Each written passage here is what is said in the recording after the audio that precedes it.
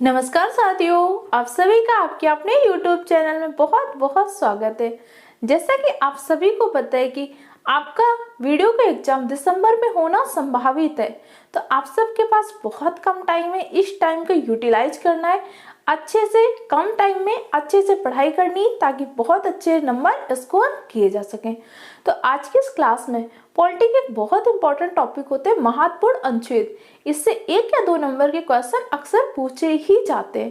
तो पूरी क्लास को देखिएगा, नोट्स बनाइएगा और ये क्लास आपके वीडियो एग्जाम के साथ साथ आपके जितने भी अपकमिंग एग्जाम है, जैसे आपका आरओ का एग्जाम होने वाला है, यूपीपीसीएल का एग्जाम होने वाला है, इसके साथ जूनियर असिस्टेंट के एग्जाम, जिस भी एग्जाम में अगर पॉलिटी से क्वेश्चन पूछता है तो उसमें क्लास आपके लिए बहुत ही हेल्पफुल रहेगी। तो चलिए अपनी क्लास को स्टार्ट करते हैं एक मोटिवेशनल कोट के साथ, जो आपके संघर्ष में आपकी हेल्प करेगा। हर रोज गिरकर मुकम्मल खड़े, ये देख जिंदगी मेरे हौसले भी तुझसे बड़े हैं। आप सबका संघर्ष बहुत टाइम का संघर्ष है। 2018 के वीडियो एग्जाम के लिए आप मेहनत कर रहे हैं।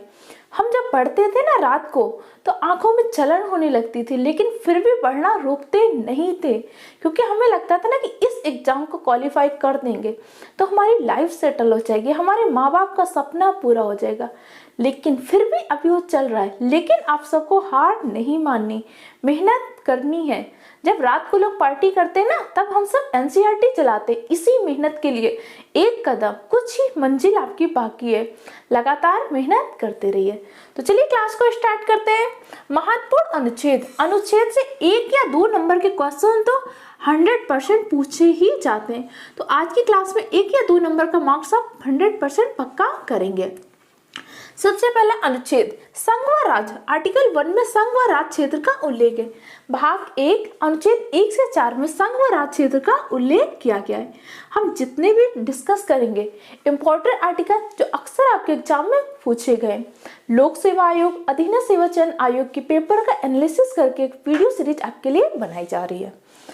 आर्टिकल 3 में, अनुच्छेद 3 में नए राज्य का निर्माण, वर्तमान राज्य के क्षेत्र में सीमा में परिवर्तन का उल्लेख।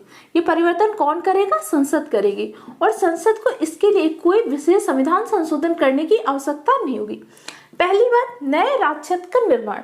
अब मान लीजिए कि भारत सरकार ने कोई नया राज्य क्षेत्र, किसी राज्य से समझौता किया या विजय के द्वारा किसी राज्य क्षेत्र को जीता, तो संसद उसको नए राज्य क्षेत्र का निर्माण कर सकती है। दूसरा, वर्तमान राज्य, जैसे आपका यूपी से उत्तराखंड को अलग किया गया, अभी आपके जम्मू कश्मीर और लद्दाख को यूटी बनाया गया। ये जैसे कई बार क्या होता है, अगर आपको नाम परिवर्तन करना है, इन सब चीजों के लिए संसद परिवर्तन कर सकती है। इसका उल्लेख किसमें? आर्टिकल 3 में। अब एक क्वेश्चन आपके माइंड में आएगा कि अगर हमें जैसे नया राज्य का गठन करना है, ये राज्य को विभाग करके 2 भागों में बांटना है, तो कैसे कर सकते हैं? सबसे पहले उसके लिए राष्ट्रपति की संस्तुति आवश्यक है। राष्ट्रपति की संस्तुति के पश्चात राष्ट्रपति उस जो आदेश होगा, जो अध्यादेश होगा, जो बनाया गया है कि हमें इस राज्य में परिवर्तन करना है, उसको उस संबंधित राज्य की विधानसभा के पास भेजेगा। अब विधानसभा उसमें अपनी सहमति दे भी सकती है और नहीं भी दे सकती। एक समय सीमा के पश्चात विधानसभा उसको राष्ट्रपति के पास वापस भेजेगा। उस विधानसभा ने सहमति दे दी या नहीं दी, तो ये राष्ट्रपति पर डिपेंड करेगा। अगर सहमति दे दी और राष्ट्रपति चाहेगा तो राष्ट्रपति भी सहमति दे देगा। अगर उस विधानसभा ने सहमति नहीं दिखाई, उसने कहा कि नहीं हमें तो नहीं परिवर्तन करना, तब भी अगर राष्ट्रपति चाहता है तो परिवर्तन किया जा सकता है। इसके पश्चात संसद के दोनों सदनों से उसको पास करा दिया जाता है और यह प्रक्रिया पूर्ण हो जाती है। नेक्स्ट आर्टिकल है आपका आर्टिकल 13। आर्टिकल 13 मूल अधिकार का अल्पीकरण। हमारे संविधान में जो मूल अधिकार है, मूल अधिकार हमने लिए कहाँ से? मूल अधिकार हमने लिए यूएसए, संयुक्त राज्य अमेरिका से, जबकि मूल कर्तव्य हमने कहाँ से लिए? कमेंट सेक्शन में आंसर दीजिए। तो मूल अधिकार हमें सबको नागरिकों को प्राप्त है, हर नागरिक को प्राप्त है। क्या मूल अधिकार का त्याग किया जा सकता है कि नहीं किया जा सकता? कमेंट सेक्शन में आंसर दीजिएगा। और मूल अधिकार का अल्पीकरण कब हो सकता है? अगर हमारे यहाँ पे आपातकाल लग गया, उस स्थिति में मूल अधिकारों को लिमिटेशन किया जा सकता है, उनकी सीमाओं निर्धारण किया जा सकता है, कुल मूल अधिकार समाप्त भी किए जा सकते हैं। लेकिन कुछ आपके ऐसे, जैसे आर्टिकल 21, इसको हम आपातकाल के समय भी समाप्त नहीं कर सकते। कुछ आर्टिकल है मूल अधिकार के जिनका हम अल्पीकरण कर सकते हैं, लेकिन कुछ का नहीं कर सकते। नेक्स्ट है आपका आर्टिकल 14 में विधि के समझ समता और विधियों के समान संरक्षण का उल्लेख किया गया है।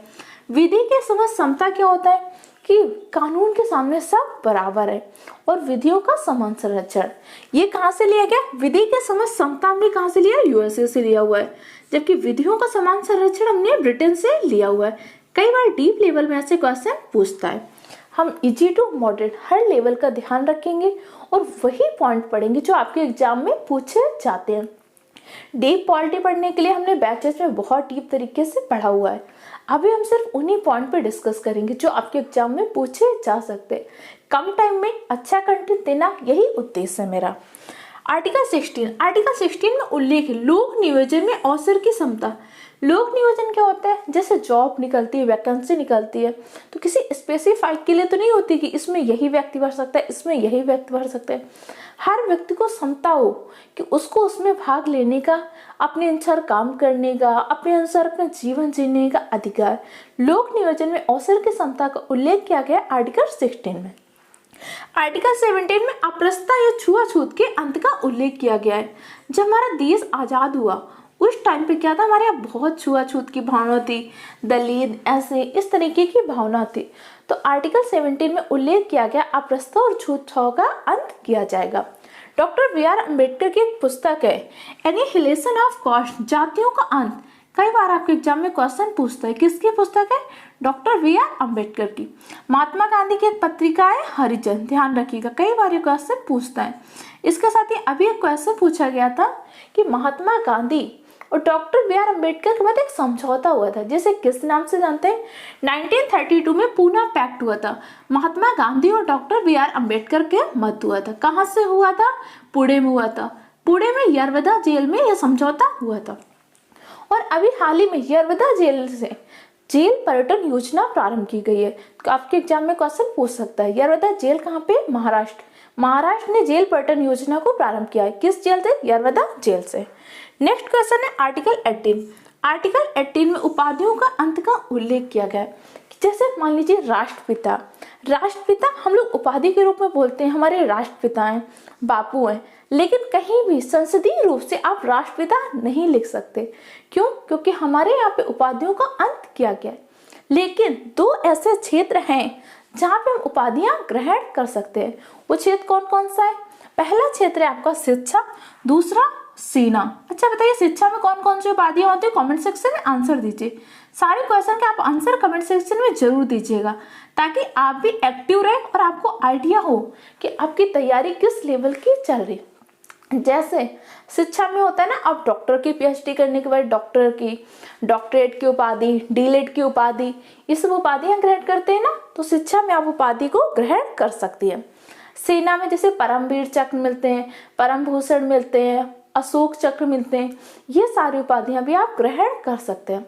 इसके अलावा अगर आपको विदेश से कोई उपाधि मिल रही तो उसके लिए आपको राष्ट्रपति से अनुमति लेना आवश्यक होता है।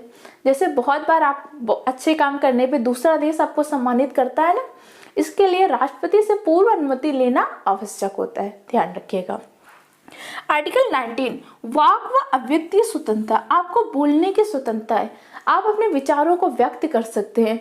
अभी जैसे कनाडा में क्या हुआ था, कनाडा में कुछ टाइम पहले जब कोविड वैक्सीन को अनिवार्य कर दिया गया था, तो वहां के सारे ट्रक ड्राइवर ने क्या कर दिया था? हड़ताल कर दिया गया था, क्योंकि वहां पे उन्होंने कहा कि हम वैक्सीन लगवाएंगे, लेकिन इस चीज को आप हमारे लिए बात नहीं कर सकते। तो क्या थी? बोलने की स्वतंत्रता थी, अपने विचार थे कि हम लगाएंगे, हमारी ड्यूटी है, मोरल ड्यूटी, हम वैक्सीन लगवाएंगे, लेकिन इस चीज को आप हमारे लिए बात नहीं कर सकते। वही हमारे यहाँ पे विचार व अभिव्यक्ति की स्वतंत्रता, हम अपने विचार व्यक्त कर सकते हैं, हम बोल सकते हैं। अब जैसे किसान आंदोलन हुआ था, किसान विरोध कर रहे थे ना, उनका विचार व अभिव्यक्ति की स्वतंत्रता थी, उन्होंने व्यक्त किया। आपको किसी चीज से, जैसे आप लोग ट्विटर में कैंपेन करते रहते हैं, कि आपके विचार अभिव्यक्ति स्वतंत्रता है। इसी में एक बार क्वेश्चन पूछता है कि प्रेस की स्वतंत्रता का उल्लेख किसमें? आर्टिकल 19 के 1 में प्रेस की स्वतंत्रता का उल्लेख, और प्रेस को चौथा स्तंभ भी बोला जाता है। जो आपकी मीडिया होती है, मीडिया को चौथा स्तंभ बोला जाता है। हर एक पॉइंट को नोट करिएगा और चैनल को सब्सक्राइब करिएगा, क्योंकि आप सब देख सकते हैं मेरे चैनल का सब्सक्राइबर और व्यू का रेशियो क्या है।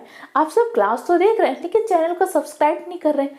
आप सब जब सपोर्ट करेंगे तो मैं चीज़ों को और अच्छे तरीके से, बेहतर तरीके से आपको कंटेंट उपलब्ध करा पाऊंगी, क्योंकि आप सबके सहयोग से ही ये चैनल चल सकता है। नेक्स्ट है आपका आर्टिकल 21। आर्टिकल 21 प्राण व दैहिक स्वतंत्रता का अधिकार। किसी भी स्थिति में आर्टिकल 21 का अल्पीकरण नहीं किया जा सकता, चाहे जितने आपातकाल लग जाए। आपातकाल कितने प्रकार के होते हैं? हमारे यहाँ पे 3 प्रकार के आपातकाल लगाए जाते हैं। एक आपका आपातकाल होता है राष्ट्रीय आपातकाल, दूसरा राजकीय आपातकाल जिसे हम राष्ट्रपति शासन के नाम से भी जानते हैं, तीसरा होता है आपका वित्तीय आपातकाल। इंडिया में अभी एक भी बार वित्तीय आपातकाल नहीं लगा, तो ऐसा कौन सा आपातकाल है जो एक भी बार नहीं लगा? वो आपका है वित्तीय आपातकाल। राष्ट्रीय आपातकाल कितने बार लग चुका है? तो राष्ट्रीय आपातकाल इंडिया में 3 बार लग चुका है, और राज्य आपातकाल आपको अलग अलग राज्य के याद करने होंगे। नेक्स्ट क्वेश्चन है आर्टिकल 21 का ए, शिक्षा का अधिकार। इसको हमने 42वें संविधान संशोधन 1976 के द्वारा जोड़ा था। ध्यान रखिएगा, शिक्षा के अधिकार के अंतर्गत 6 से 14 वर्ष के बच्चों को प्राथमिक निःशुल्क शिक्षा उपलब्ध कराई जाएगी। ध्यान रखिएगा, क्वेश्चन अक्सर एग्जाम में पूछा ही जाता है। आर्टिकल 22 कुछ दशाओं में गिरफ्तारी व निरोध से संरक्षण। गिरफ्तारी और निरोध से संरक्षण आर्टिकल 22 में उल्लेख किया गया है। अब गिरफ्तारी क्या होती है? जैसे किसी व्यक्ति को आपने गिरफ्तार किया तो उसके पास अधिकार होता है कि आप उसको 24 आवर के अंतर्गत मजिस्ट्रेट के सामने प्रस्तुत करें। लेकिन एक बार क्वेश्चन पीसीएस में पूछा गया था, जब 24 आवर के अंतर्गत हमें मजिस्ट्रेट के सामने प्रस्तुत करना है, लेकिन इसी भी जैसे नेक्स्ट डे क्या हुआ, छुट्टी पड़ जाएगी, तो उस छुट्टी को काउंट नहीं करते।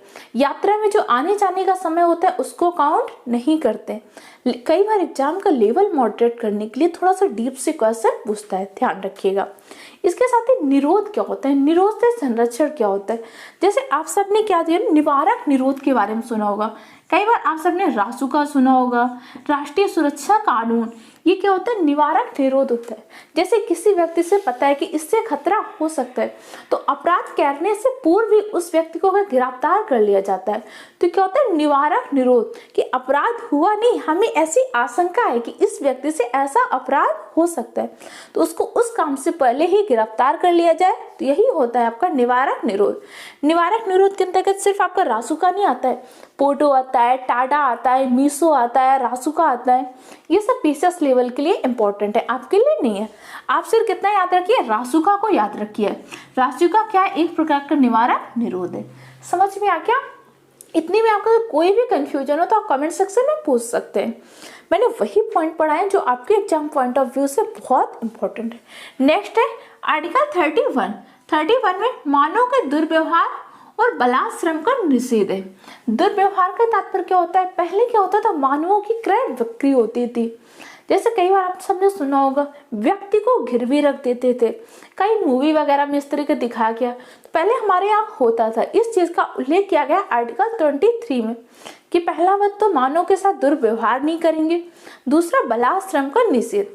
बलात् का तात्पर्य क्या होता है, जबरन। जबरन किसी से जबरदस्ती काम नहीं करवाएंगे, बंधक बना के, बंधुआ मजदूर, इन सब चीजों का कॉन्सेप्ट खत्म किया गया। आर्टिकल 24 में बाल श्रम का निषेध किया गया। बाल श्रम के अंतर्गत जो 14 वर्ष से कम आयु के बच्चे होते हैं उन सबको कारखाना में, खनन में, काम में नहीं लगाएंगे, उन सबको शिक्षा उपलब्ध कराएंगे। और शिक्षा के लिए 6 से 14 वर्ष के बच्चों को शिक्षा उपलब्ध कराने का उल्लेख आर्टिकल में किसमें, कमेंट सेक्शन में तुरंत आंसर दीजिए। नेक्स्ट है आपका आर्टिकल 25 अल्पसंख्यक वर्ग के हितों का संरक्षण। आर्टिकल 29 में 25 में क्या बोले, अंतःकरण से धर्म को मानने की स्वतंत्रता। अंतःकरण क्या होता है, हमारा मन जिस धर्म को मानना चाहते हैं उस धर्म को मान सकते हैं। हमारा भारत कैसा है, पंथ निरपेक्ष राज्य। पंथ निरपेक्ष का तात्पर्य क्या होता है, हम ना कि धर्म तो रहा धर्म, हम तो पंथ के आधार पर भी कोई भी भेदभाव नहीं करते। हमारे यहाँ पे धर्म निरपेक्षता है, लेकिन धर्म निरपेक्षता कैसी है, सकारात्मक धर्म निरपेक्षता है। पीसीएस के एग्जाम में एक बार मेंस में क्वेश्चन पूछा गया था, सकारात्मक धर्म निरपेक्षता से आपका क्या तात्पर्य होता है। तो सकारात्मक धर्मनिरपेक्षता से तात्पर्य होता है, जैसे हमारे यहाँ पे सरकार है, सकारात्मक धर्मनिरपेक्षता है तो क्या करती है, कुंभ मेला होता है, सरकार उसके लिए पुलिस व्यवस्था, कानून व्यवस्था सब आयोजन करवाती है। कोई हज यात्रा पर जाता है, सरकार उसके लिए आयोजन करवाती है। कोई जैसे अमृतसर में स्वर्ण मंदिर में, या सिखों का कोई जो राष्ट्र यात्रा निकालते हैं, उन सब के लिए सरकार व्यवस्था कराती है ना। तो कोई भी धर्म का, कोई भी पंथ का कुछ व्यक्ति आयोजन करता है, सरकार जिम्मेदारी लेती है कि मैं इनका शांतिपूर्वक कानून के अंतर्गत अच्छे तरीके से आयोजन करवाएं। तो क्या सकारात्मक धर्मनिरपेक्षता है। भारत सरकार का कोई भी, भारत का कोई धर्म नहीं है, लेकिन भारत सभी धर्मों को सम्मान करता है, उनकी सुरक्षा करता है, उनके नागरिकों का सम्मान करता है। अगर मान लीजिए हमारे यहाँ पे कैसी होती नकारात्मक धर्मनिरपेक्षता, तो हमारा कोई धर्म नहीं होता, लेकिन जो भी धार्मिक सम्मेलन होते, धार्मिक कार्य होते, सरकार उनकी सुरक्षा की कोई व्यवस्था नहीं करती, कोई पुलिस प्रशासन नहीं लगाती, कोई अधिकारी नहीं लगाती, तो क्या होती नकारात्मक धर्मनिरपेक्षता। पॉइंट आपको समझ में आ गया। नेक्स्ट आप डिस्कस करते हैं आर्टिकल 29, अल्पसंख्यक वर्ग के हितों को संरक्षण। अल्पसंख्यक वर्ग क्या होते हैं, जैसे हमारे यहाँ पे मान लीजिए मुस्लिम भाई हैं, बौद्ध हैं, या अलग अलग धर्म के जो अल्पसंख्यक हैं, उनके वर्गों के हितों को संरक्षण। जैसे हमारे यहाँ पे आदिवासी क्षेत्र होते हैं, आदिवासी क्षेत्र के लिए आर्टिकल 6 में आपकी जो अनुसूची 6 इसमें उल्लेख किया गया है ना, जो वैसे क्षेत्र होते हैं उनका अलग प्रशासन होगा, उनको अधिकार है कि अपनी संस्कृति को बचा सके, संस्कृति की सुरक्षा कर सके, संस्कृति के अकॉर्डिंग रह सके। जैसे आपने रोड साइड में देखा होगा, एक जनजाति होती है, क्या करती है, रोड साइड में कहीं भी डेरा डाल लेती है और लोहे के काम करती रहती है। तो क्या उसके अकॉर्डिंग वो अपनी जनजाति ऐसे काम करती है, वो स्वयं को अपने महाराणा प्रताप के वंशज बोलते हैं। वो कहते हैं महाराणा प्रताप ऐसे रहते तो हम भी ऐसे ही रह रहे। तो क्या कर रहे हैं, अपनी संस्कृति का संरक्षण कर रहे हैं। बहुत सारी जनजातियां हैं, आदिवासी जनजातियां, वो सब भी करते हैं। आपके पास इस बार आदिवासी जनजातियों से क्वेश्चन पूछा जा सकता है। अभी एसटी से क्वेश्चन आपके लिए पूछा क्यों जा सकता है, क्योंकि हमारे यहाँ पे जो राष्ट्रपति जी बनी है, हमारी राष्ट्रपति जी भारत की दूसरी महिला राष्ट्रपति। क्वेश्चन को ध्यान रखिएगा, दूसरी महिला राष्ट्रपति है। पहली महिला राष्ट्रपति कौन थी, श्रीमती प्रतिभा देवी सिंह पाटिल। इस टाइम पे हमारी राष्ट्रपति जी कौन है, द्रौपदी मुर्मू जी। द्रौपदी मुर्मू का संबंध किससे, संथाल जनजाति से संबंध रखती है। और द्रौपदी मुर्मू झारखंड की पहली महिला राज्यपाल बनने का गौरव भी रखती हैं। इन्हें बेस्ट विधायक के लिए नीलकंठ अवार्ड मिला है। कहाँ पे मिला है, ओडिशा में। इनका जन्म कहाँ हुआ था, उड़ीसा के मयूरभंज इलाके में हुआ था, ध्यान रखिएगा। नेक्स्ट क्वेश्चन है आर्टिकल 30 में शिक्षा संस्था की स्थापना व प्रशासन का अधिकार। जो अल्पसंख्यक वर्ग हैं वो चाहते हैं कि भाई हम अपने धर्म का संरक्षण करेंगे, हम हमारे बच्चों को भी ऐसी शिक्षा देंगे, तो इस प्रकार की शिक्षा संस्थाओं की स्थापना कर सकते हैं, उनका प्रशासन कर सकते हैं। जैसे आप सब देखेंगे गुरुकुल खोले जाते हैं, वैदिक कॉलेज खोले जाते हैं, सरस्वती शिशु मंदिर खोले जा रहे हैं, आपकी जैसे इस्लामिया जैसे कॉलेज खोले जा रहे हैं, मदरसा खोले जा रहे हैं। उनका जैसे होता है कि सिखों के कॉलेज खोले जाते हैं, ईसाई मिशनरियों के स्कूल खोले जाते हैं, इसी के अंतर्गत आते हैं आर्टिकल 30 के अंतर्गत। समझ में आ गया आपको इतने पॉइंट। नेक्स्ट है आर्टिकल 32, इसे संवैधानिक उपचारों का आधार भी कहते हैं। आर्टिकल 32 के अंदर सुप्रीम कोर्ट क्या करता है, रिट जारी करता है। रिट कब जारी करता है, जब मौलिक अधिकारों का हनन होता है। मौलिक अधिकार के हनन होने पर सुप्रीम कोर्ट रिट जारी करता है। सुप्रीम कोर्ट आपके 5 प्रकार की रिट जारी करता है। पहले बंदी प्रत्यक्षीकरण, परमादेश, प्रतिषेध लेख, अगली आपकी क्या होती है, उत्प्रेषण और अधिकार प्रचार। ये 5 प्रकार की रिट सुप्रीम कोर्ट जारी करता है। हाई कोर्ट कितने प्रकार की रिट जारी करता है, तो आपका हाई कोर्ट 6 प्रकार की रिट जारी करता है। इंजेक्शन एकमात्र ऐसी रिट है जिसे सुप्रीम कोर्ट जारी नहीं करता। तो आज के इस वीडियो में हमने आर्टिकल के बारे में जाना, इससे जितने भी इंपॉर्टेंट पॉइंट बन सकते हैं उन सारे पॉइंट को कवर किया। बहुत डीप में नहीं पढ़ा है, हमने उतना ही पढ़ा है जितना आपके एग्जाम पॉइंट ऑफ व्यू से इम्पोर्टेंट है, क्योंकि कम टाइम में ज़्यादा रिवाइज करना है। इसी तरीके से आप मेरे चैनल को सब्सक्राइब करिए, वीडियो को लाइक कीजिए, दूसरे फ्रेंड के साथ शेयर कीजिए। Okay, thank you.